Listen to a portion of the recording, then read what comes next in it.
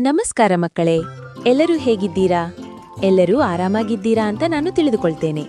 ಇವತ್ತು ನಾವು ಒಂದಷ್ಟು ಹಣ್ಣುಗಳ ಹೆಸರನ್ನು ತಿಳಿದುಕೊಳ್ಳೋಣ, ಕನ್ನಡದಲ್ಲಿ ಮತ್ತು ಇಂಗ್ಲಿಷ್ನಲ್ಲಿ.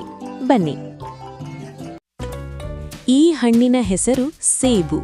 ಇಂಗ್ಲಿಷ್ನಲ್ಲಿ ಇದನ್ನು ಆಪಲ್ ಎಂದು ಕರೆಯಲಾಗುತ್ತದೆ.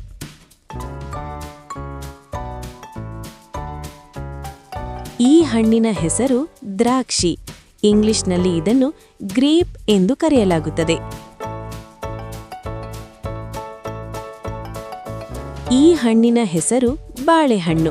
ಇಂಗ್ಲಿಷ್ನಲ್ಲಿ ಇದನ್ನು ಬನಾನಾ ಎಂದು ಕರೆಯಲಾಗುತ್ತದೆ.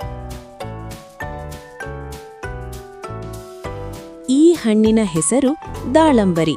ಇಂಗ್ಲಿಷ್ನಲ್ಲಿ ಇದನ್ನು ಪಾಮಗ್ರಾನೆಟ್ ಎಂದು ಕರೆಯಲಾಗುತ್ತದೆ. ಈ ಹಣ್ಣಿನ ಹೆಸರು ಪೇರು. ಇಂಗ್ಲಿಷ್ನಲ್ಲಿ ಇದನ್ನು ಗ್ವಾವಾ ಎಂದು ಕರೆಯಲಾಗುತ್ತದೆ. ಈ ಹಣ್ಣಿನ ಹೆಸರು ಕಿತ್ತಳೆ.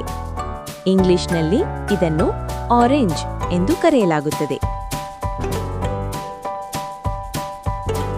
ಕನ್ನಡದಲ್ಲಿ ಈ ಹಣ್ಣಿನ ಹೆಸರು ಮಾವು. ಇಂಗ್ಲಿಷ್ನಲ್ಲಿ ಇದನ್ನು ಮ್ಯಾಂಗೋ ಎಂದು ಕರೆಯಲಾಗುತ್ತದೆ. ಕನ್ನಡದಲ್ಲಿ ಈ ಹಣ್ಣಿನ ಹೆಸರು ಸೀತಾಫಲ. ಇಂಗ್ಲಿಷ್ನಲ್ಲಿ ಇದನ್ನು ಕಸ್ಟರ್ಡ್ ಆಪಲ್ ಎಂದು ಕರೆಯಲಾಗುತ್ತದೆ. ಕನ್ನಡದಲ್ಲಿ ಈ ಹಣ್ಣಿನ ಹೆಸರು ಸ್ಟ್ರಾಬೆರಿ. ಇಂಗ್ಲಿಷ್ನಲ್ಲಿ ಇದನ್ನು ಸ್ಟ್ರಾಬೆರಿ ಎಂದು ಕರೆಯಲಾಗುತ್ತದೆ. ಕನ್ನಡದಲ್ಲಿ ಈ ಹಣ್ಣಿನ ಹೆಸರು ತೆಂಗಿನಕಾಯಿ. ಇಂಗ್ಲಿಷ್ನಲ್ಲಿ ಇದನ್ನು ಕೋಕೋನಟ್ ಎಂದು ಕರೆಯಲಾಗುತ್ತದೆ. ಕನ್ನಡದಲ್ಲಿ ಈ ಹಣ್ಣಿನ ಹೆಸರು ಟೊಮ್ಯಾಟೊ. ಇಂಗ್ಲಿಷ್ನಲ್ಲಿ ಇದನ್ನು ಟೊಮ್ಯಾಟೊ ಎಂದು ಕರೆಯಲಾಗುತ್ತದೆ. ಕನ್ನಡದಲ್ಲಿ ಈ ಹಣ್ಣಿನ ಹೆಸರು ಕಿವಿ. ಇಂಗ್ಲಿಷ್ನಲ್ಲಿ ಇದನ್ನು ಕಿವಿ ಎಂದು ಕರೆಯಲಾಗುತ್ತದೆ.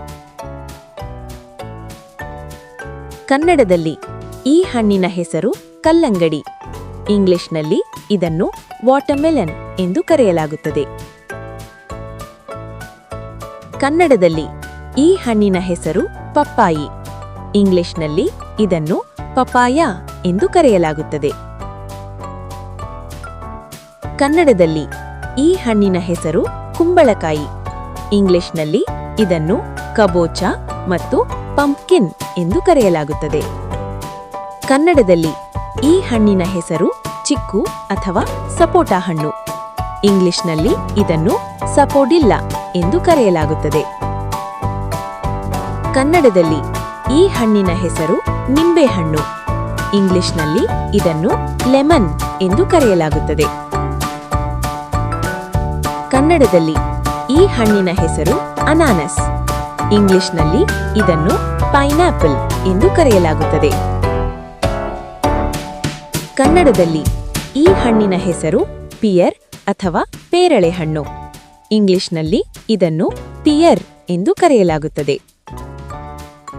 ಕನ್ನಡದಲ್ಲಿ ಈ ಹಣ್ಣಿನ ಹೆಸರು ಚೆರ್ರಿ. ಇಂಗ್ಲಿಷ್ನಲ್ಲಿ ಇದನ್ನು ಚೆರ್ರಿ ಎಂದು ಕರೆಯಲಾಗುತ್ತದೆ. ಕನ್ನಡದಲ್ಲಿ ಈ ಹಣ್ಣಿನ ಹೆಸರು ಪಿಟಾಯ ಅಥವಾ ಡ್ರ್ಯಾಗನ್ ಹಣ್ಣು. ಇಂಗ್ಲಿಷ್ನಲ್ಲಿ ಇದನ್ನು ಡ್ರ್ಯಾಗನ್ ಫ್ರೂಟ್ ಎಂದು ಕರೆಯಲಾಗುತ್ತದೆ. ಮಕ್ಕಳೇ, ಇವತ್ತು ಇಷ್ಟು ಹಣ್ಣಿನ ಹೆಸರನ್ನು ತಿಳಿದುಕೊಂಡಿದ್ದೇವೆ. ಮತ್ತೆ ನಾಳೆ ಸಿಗೋಣ ಮತ್ತೊಂದು ವಿಡಿಯೋನಲ್ಲಿ. ಧನ್ಯವಾದ. ಶುಭ ದಿನ.